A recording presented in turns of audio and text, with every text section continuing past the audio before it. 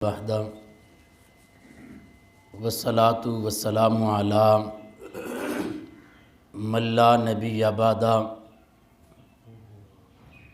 وعلی آلہ واصحابہ الذین اوفوا عہدہ اما بعد فقد قال اللہ تبارک و تعالی فی القرآن المجید والبرہان الرشید بسم اللہ الرحمن الرحیم یریدون لیطفئوا نور اللہ بافواہہم واللہ متم نورہ ولو کرہ الکافرون آمنت باللہ صدق اللہ العظیم وبلغنا رسولہ النبی الکریم الامین ان اللہ وملائکتہ یصلون علی النبی یا ایہا الذین آمنوا صلوا علیہ وسلموا تسلیما اللہم صلی علی سیدنا ومولانا محمد معدن الجود والکرم والہ وبارک وسلم صلاۃ و سلاما علیک یا سیدی یا رسول اللہ وعلی آلک واصحابک یا حبیب اللہ مولا یا صلی وسلم دائما ابدا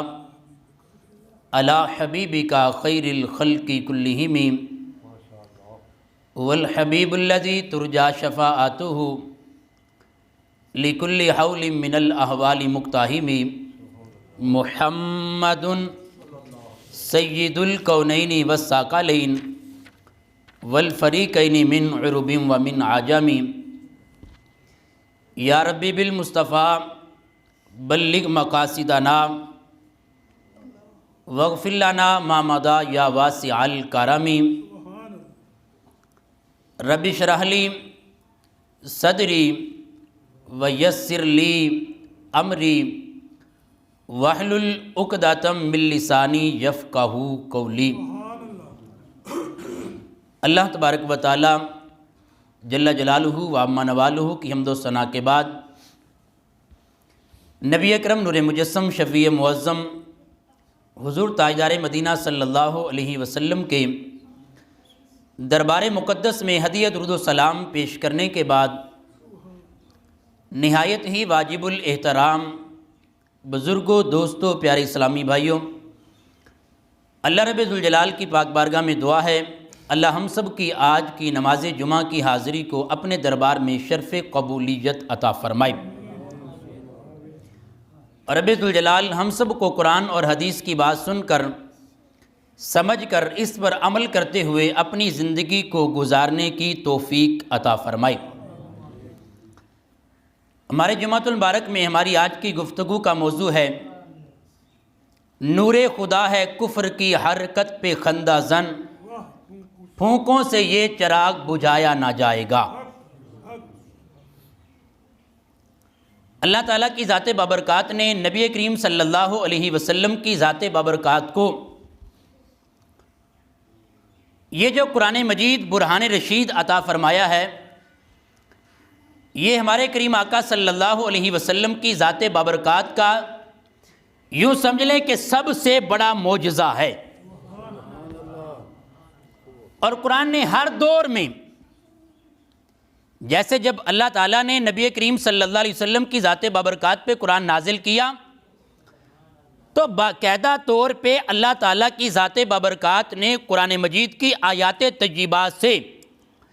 کافروں کو چیلنج کیا کہ اگر تم اس جیسا لا سکتے ہو تو لے آؤ، لیکن کوئی کافر بھی قرآن مجید کی مثل نہ لا سکا، نہ اس جیسی آیتیں بنا سکا، نہ کوئی صورت بنا سکا۔ اور آپ کو پتہ ہے کہ جب مخالف دلائل نہ دے سکیں تو پھر وہ کیا کرتا ہے؟ ضد بازی پہ آتا ہے، بدتمیزی کرتا ہے اور جاہلانہ حرکتوں پہ اتر آتا ہے۔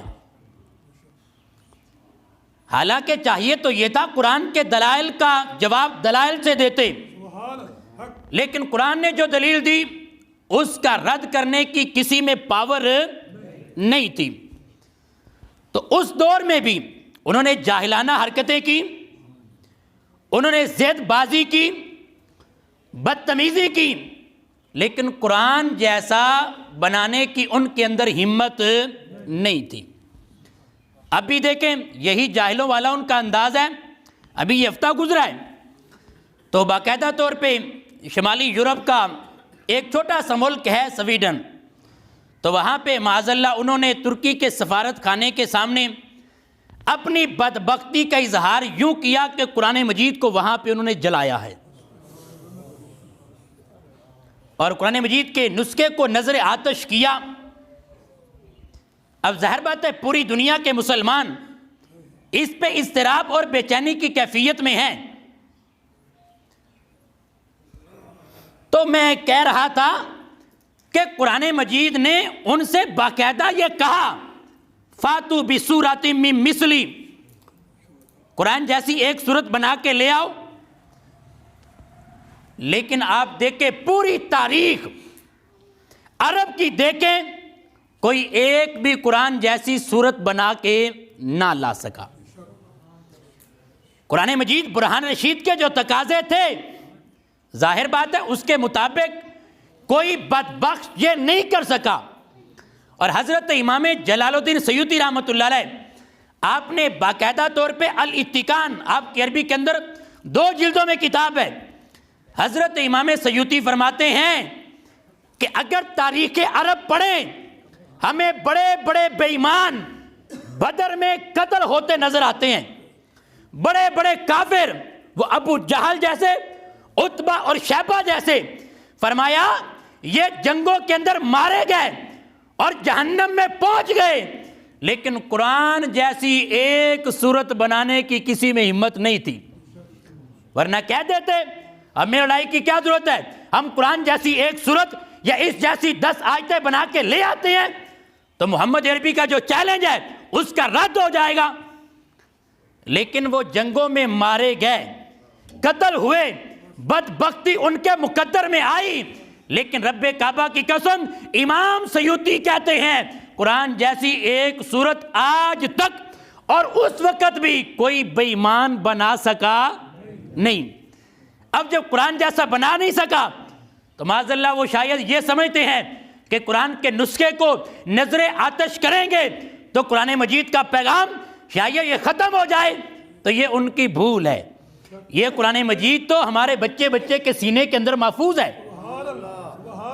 اور باقاعدہ طور پہ قرآن مجید کے 14ویں سپارے میں تیرے اور میرے پاک پروردگار عالم نے اس بات کو بھی ارشاد فرمایا اِنَّا نَحْنُ نَزَّلْنَا الذِّكْرَ وَإِنَّا لَهُ لَحَافِظُونَ، کہ قرآن کو اتارا ہم نے ہے، حفاظت کرنے والے بھی ہم ہیں۔ تو یہ تو ہمارے کریم آقا صلی اللہ علیہ وسلم کی ذات ببرکات کا معجزہ ہے۔ آپ یقین کریں تاریخ عالم کو باقاعدہ طور پہ مطالعہ کریں، اور جو کام کسی دور میں کسی سے نہیں ہو سکتا تھا اللہ اپنے نبی کو معجزہ دے کے وہ کام کروا لیتا تھا۔ یہ ایک الگ تفصیل ہے کہ کس دور میں کس نبی کو رب نے کون سا معجزہ دیا، اور بڑے بڑے کافروں کو جو دعوے تھے وہ نبی کے معجزے کا مقابلہ پھر نہیں کر سکے۔ اور یہی صورت قرآن کی آپ دیکھ لیں، رب ذوالجلال نے جس دور میں قرآن ہمارے کریم آقا پہ نازل کیا، اور جن لوگوں پہ وہ عرب لوگ تھے اور ہم لوگوں کو وہ عجمی کہتے کہ یہ تو گونگے لوگ ہیں، انہیں تو بولنا ہی نہیں آتا، اور ہمیں بولنے کے سارے فن آتے ہیں، ہمیں ساری مہارت ہے، لیکن وہ اتنا تکبر اور اتنا مان تھا کہ جیسے ہمیں بولنا آتا ہے کائنات میں کوئی بول سکتا نہیں ہے۔ اور باقاعدہ طور پہ ان کے محفلیں سجتی تھی اور کہتے تھے جو اچھا کلام لے کے آئے گا پہلے والے کو اتاریں گے، اس کا دیوار کعبہ پہ لگائیں گے، اور ایسا ہوتا ایک ہفتے میں ہر ایک کے کلام کا مقابلہ ہو جاتا۔ لیکن جب میرے رب نے سرکار پہ سورۃ کوثر نازل کی، اِنَّا آتَيْنَاكَ الْكَوْثَرَ فَصَلِّ لِرَبِّكَ وَانْحَرْ اِنَّ شَانِئَكَ هُوَ الْأَبْتَرُ، عرض کی محبوب اسی ہم دیوار کعبہ پہ نہ لگائیں۔ اور ظاہر بات ہے جو اشعار کہے جاتے ہیں ان میں ایک ربائی ہوتی ہے، ربائی میں 4 شعر ہوتے ہیں، اور اس میں آیتیں کتنی تھی؟ 3۔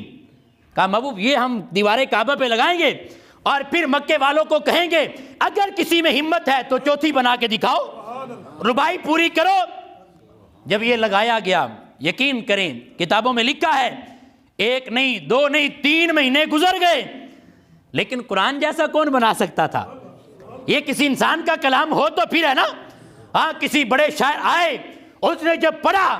تو اس نے یہ پڑھا انا آتیناک الکوثر فصلی لربک وانحر انا شانیک هو الابتر۔ اس نے قلم لیا اور آگے پتہ کیا لکھا؟ ما ھذا قول البشر۔ کہا مکے کے کافروں بے ایمانو تم مقابلے کی بات کرتے ہو، ما ھذا قول البشر، اگر کسی بندے کا کلام ہو تو مقابلہ ہو سکتا ہے، اور یہ جو لکھا ہے کسی بندے کا کلام نہیں ہے، تو قیامت تک کے لیے کوئی اس کا مقابلہ بھی نہیں کر سکتا ہے۔ اللہ اکبر یا رسول اللہ یا تو یہ قرآن مجید کا پاکیزہ اور مقدس چیلنج تھا، کوئی بے ایمان بھی اس کا مقابلہ کر سکا۔ اور یقین کریں جیسی فساد، جیسی بلاغت اور جیسا شاندار کلام یہ میرے رب کے قرآن میں ہے نا، کسی بندے کے کلام میں نہ ایسی فساد، نہ ایسی بلاغت اور نہ ایسا شاندار کسی کا کلام تھا، نہ ہے، اور نہ قیامت تک کوئی ہو سکتا ہے۔ اور پھر جو تاثیر میرے رب کے قرآن کی ہے، جو برکتیں میرے رب کے قرآن کی ہے، اور جو سچائیاں رب کے پاکیزہ قرآن کی ہیں، یقین کریں ایسی نہ برکت، نہ تاثیر اور نہ سچائی کسی اور کے کلام میں ہو سکتی نہیں ہے۔ اور پھر اس کے بعد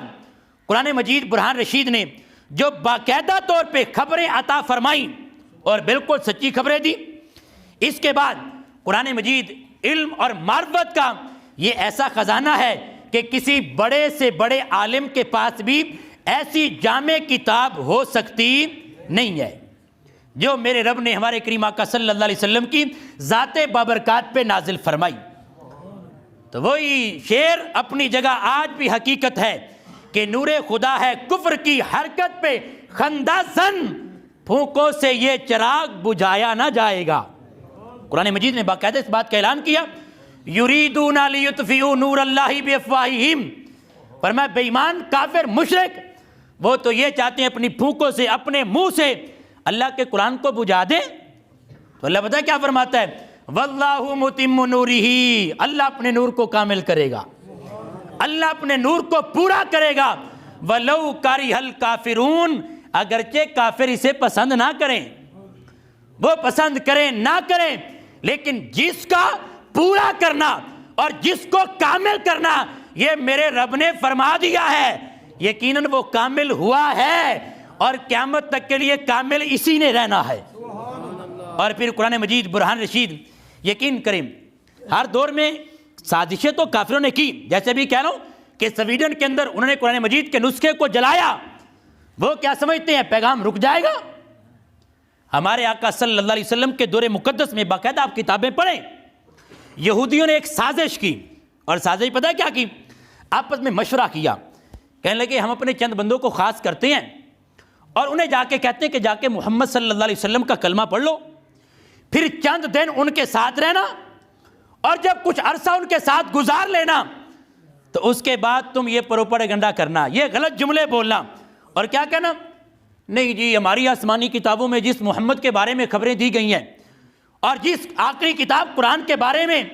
ہماری آسمانی کتابوں میں بتایا گیا ہے، تو کہنے لگے مشورہ کر کے کہ تھوڑے عرصے کے بعد تم پتہ کیا کہنا؟ تم یہ کہہ دینا ہم نے تو اسلام اس لیے قبول کیا تھا ہمیں پتہ چلے یہ اللہ کے آخری نبی ہیں، ان پہ اترنے والا قرآن یہ وہی سچا قرآن ہے جس کی خبریں ہماری کتابوں میں ہیں، لیکن ہم نے جب پڑھا تو ہمیں تو پتہ چلا یہ تو اللہ کے نبی وہ ہیں ہی نہیں جن کا ذکر ہماری کتابوں میں ہے، یہ قرآن تو وہ ہے ہی نہیں جس کا ذکر ہماری کتابوں میں ہے۔ کہتے جب یہ پروپیگنڈا ہوگا نا تو لوگ جو اسلام قبول کرنے کے قریب آئیں گے خود پیچھے بھاگ جائیں گے، اچھا جب یہ وہ نبی نہیں ہے، یہ قرآن نہیں ہے تو ہمیں ماننے کی کیا ضرورت ہے؟ اور جنہوں نے پہلے کلمہ پڑھا ہے تو انہوں نے سازش کی وہ بھی سرکار کا کلمہ چھوڑ دیں گے۔